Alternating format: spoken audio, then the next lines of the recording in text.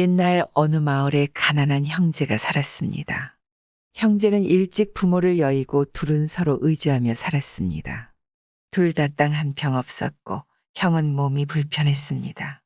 먼저 결혼한 아우는 이런 형을 매우 안타깝게 여겼습니다. 어느 날 형은 재수 씨가 임신을 했다는 소식을 듣고 기쁜 마음으로 감자를 들고 아우의 집으로 갔습니다. 아우야, 축하한다. 아이, 너는 이제 아버지가 되겠구나. 형님, 고맙습니다. 형님도 왜 장가 가셔야죠? 언젠간 가겠지 뭐. 너무 걱정하지 마라. 형님, 좋은 소식이 하나 더 있어요. 에이, 그게 뭔데? 이것 봐요. 형제의 부모님은 오래전에 빼앗긴 땅이 조금 있었습니다. 아우는 친구의 도움으로 그 땅을 찾아 땅 문서를 가져왔습니다. 형님, 이제 우리도 땅이 생겼네요. 내일 같이 가서 농토로 개간을 하자꾸나. 다음 날 형제는 새로 생긴 밭에서 온종일 괭이질을 함께 했습니다. 얼마나 했을까? 갑자기 땅 속에서 빛이 나기 시작했습니다. 형은 땅을 계속 팠고 땅 속에서 금거북이 발견되었습니다. 에이, 이게 뭐지? 어이? 금거북이잖아? 어디 봐요.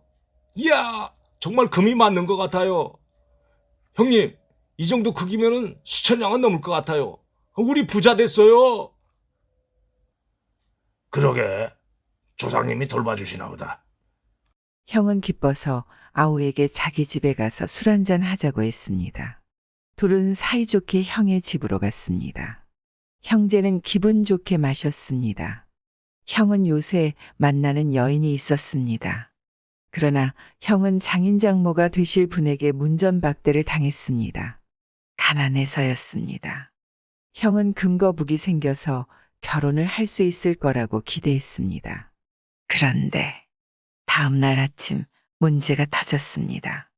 아우가 깨어보니 금거북이 보이지 않아서 형에게 물었습니다. 형은 금거북이 자기 거라서 다락에 갖다 놓았다고 했습니다. 아니, 형님, 금거북이 왜 형님 거예요? 너는 결혼했지만 난 아직 못했잖냐? 나도 사랑하는 여인과 결혼하려면 돈이 필요해. 금거북은 내 거야. 아니, 그러면 형님, 저는 돈이 필요 없습니까? 저도 아이가 생겨서 키우려면 돈이 있어야 돼요. 금거북은 내 거예요. 뭐? 금거북은 내 거야? 제 거예요. 어서 금거북을 내놔요. 내 건데 왜 널 줘? 배신감을 느낀 아우는 형을 끌고 관하로 향했습니다. 금거북 때문에 두 분이 원수가 됐네. 이 일을 어쩌지? 형제는 사또에게 서로 금거북이 자기 거라고 우겼습니다. 그러자 사또가 형제에게 크게 호통을 쳤습니다. 그 금거북은 나라에 올려지던 보물이었다.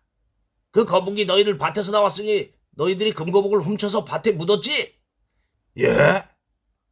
뜻밖에도 형제가 금거북을 훔친 범인이라고 지목했습니다. 그래서 형제를 감옥에 가두었습니다. 미람들! 나라의 물건을 훔쳤으니 목숨을 보전하지 못할 게다. 여봐라! 저 두 놈을 당장 하옥시키고 포도청으로 압송하라! 예. 형제는 졸지에 범인이 되고 포도청으로 끌려가면 죽을 판이라 때늦은 후회를 하며 서로 눈물을 흘렸습니다. 그러면서도 서로 상대방을 원망했습니다. 형이 우기지만 않았어도 이렇게 되지 않았을 텐데. 저 아우놈이 자기 거라고만 안 했으면 내가 죽지 않을 텐데 이렇게 됐어. 모두 저 아우놈 때문이야. 하루가 지나고 포졸이 다가와서 형을 풀어줬습니다. 네 아우가 스스로 금거북을 훔친 범인이라고 자백했어. 그래서 원님께서 널 석방하라고 하셨으니까 집에 가라. 에? 동생이요?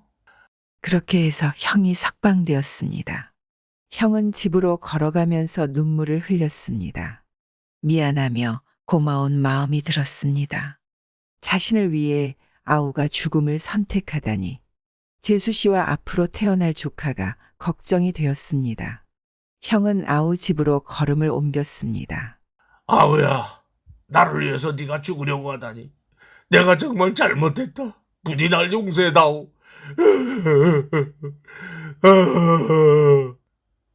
마침내 형은 아우 집에 도착했습니다. 그런데 놀라운 일이 생겼습니다. 죽은 줄 알았는데 아우가 재수 씨와 함께 있는 것이었습니다. 형과 아우는 서로를 보며 깜짝 놀랐습니다. 아니, 아우야. 정말 너 맞냐? 아이고 형님 살아계셨군요. 정말 다행입니다. 형제는 그동안에 있었던 일을 서로에게 말했습니다. 그리고 둘 다 어리둥절했습니다. 옥졸은 네가 자백했다던데? 저한테는 다르게 말하던데요. 형님이 자백했다면서 저를 석방시켜주던데요. 이게 어떻게 된 거지? 그때 지나가던 포졸에게 형제는 물었습니다. 이 모든 것이 사실 자네 재수 씨가 모든 것을 계획했던 것이었네. 예? 재수 씨가 계획을 했다고요? 제 아내가요? 포졸은 형제에게 어제 일어난 일을 전했습니다. 재수 씨가 어떻게 형제를 화해시켰는지 말입니다. 관아로 끌려간 형제를 구할 방법이 없을까? 재수 씨는 고민하며 장터를 걷다가 우연히 친정 오라버니를 만났습니다. 재수 씨는 오라버니와 대화했습니다. 남편과 아주버니에 대한 걱정도 말했습니다. 그러자 오라버니는 사람을 소개해 줬습니다. 조선 최고 변호사라면서 걱정하지 말라고 전했습니다.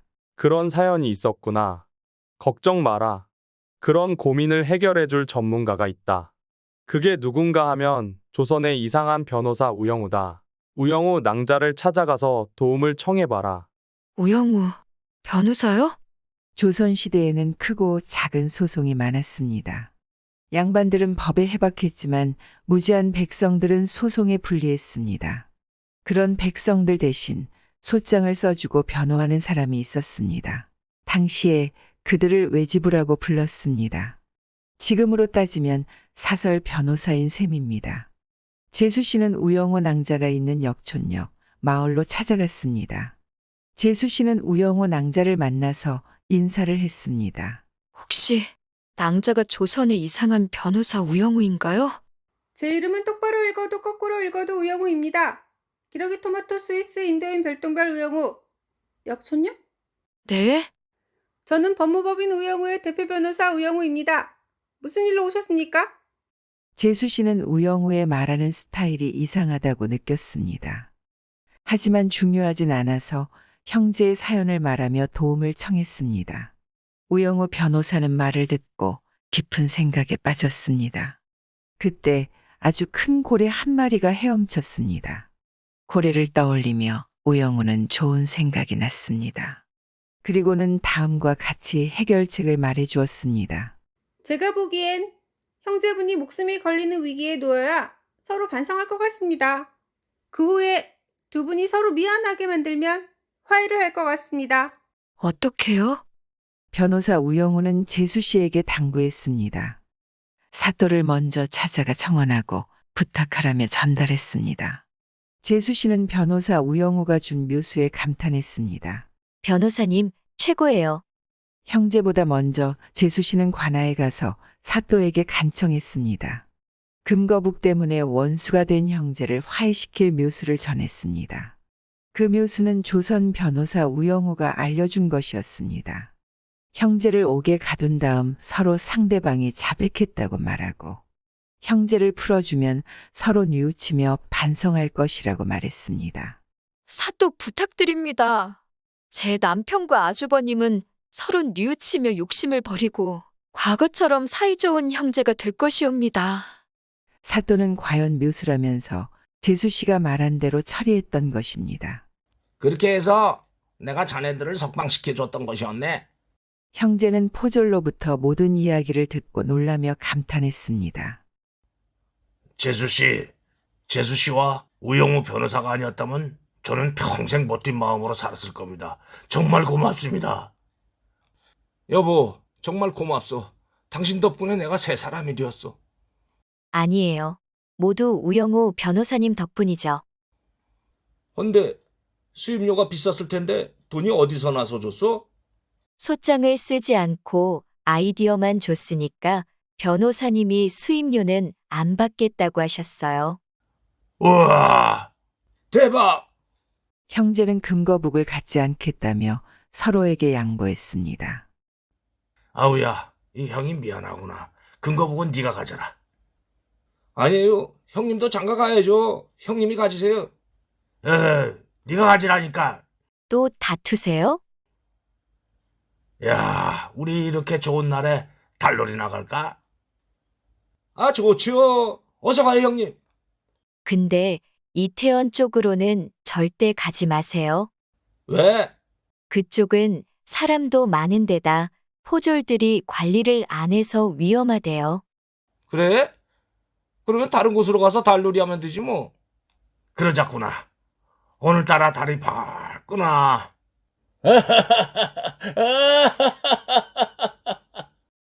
그렇게 해서 형제는 화해하고 더 우애가 좋은 형제가 되었습니다.